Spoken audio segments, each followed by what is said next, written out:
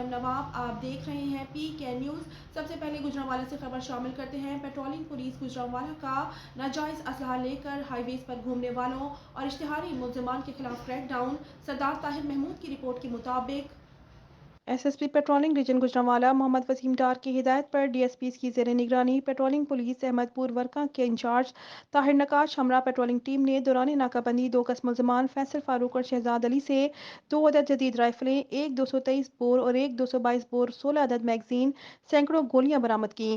علاوہ ازیں patrolling post کلوٹیا موڑ کی پیٹرولنگ ٹیم کے انچارج وحید احمد ہمراہ پیٹرولنگ ٹیم نے عظیم سے ناجائز پسٹل 30 بور اور گولیاں برآمد کیں، جبکہ پیٹرولنگ پوسٹ سارو کی پیٹرولنگ ٹیم کے انچارج آفتاب احمد ہمراہ پیٹرولنگ ٹیم نے 1 کس اشتہاری مجرم رمضان کو گرفتار کر لیا۔